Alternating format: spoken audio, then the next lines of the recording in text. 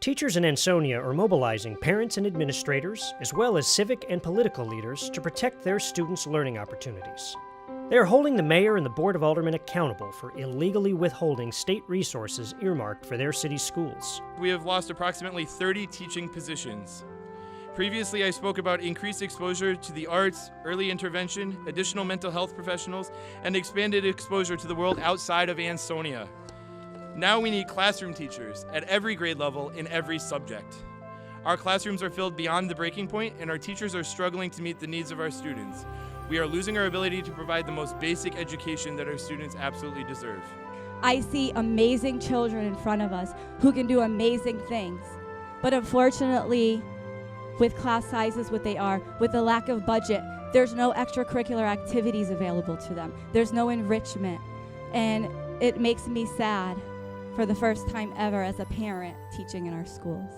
How are we supposed to educate the students without the necessary tools to do so? I have heard Mayor Cassetti and the aldermen state that we are all here for the children of Ansonia.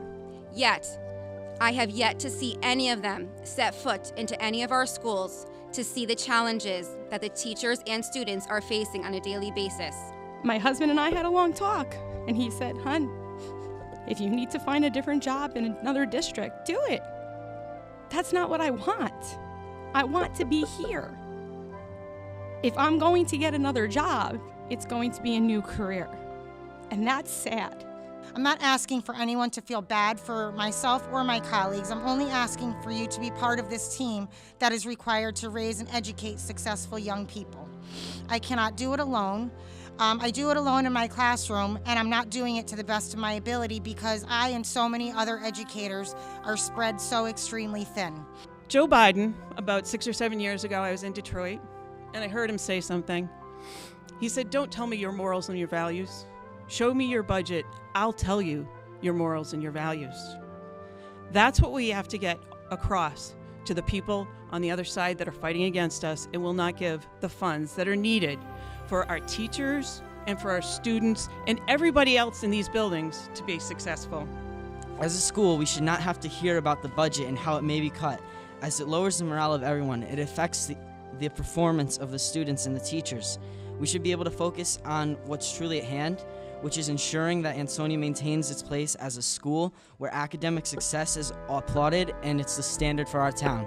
They are our future, they are citizens, and at the end of the day, they can't vote for these elected officials that voted to cut the budget on education, but we can, we parents do. We have a responsibility to these kids, to our community, and I know that we can do better in Ansonia. We're going to do everything in our power to remind you that you are doing an amazing job despite this extremely challenging situation and all of these extremely challenging circumstances. Please join with me with persistence, passion, and perseverance when we are trying to eradicate our nation's greatest injustice, the inequality in education. And we're here because Valley shows up for each other. And we're here because this is how we've always been. This is a community that knows that this is a great place to raise our kids. We need to continue to make it a great place to raise our kids. We need to show up for our parents. We need to show up for our teachers. We need to show up for our kids. And we need to lead by example. And so I want to lay down a challenge to everybody here. Are you ready to join us in that fight? Yes. Are you ready to fight for the teachers and administrators here at Ansonia? Yes. Are you ready to fight for the parents? And are you ready to fight for these students and these families? Let's get out there and do it. Thank you.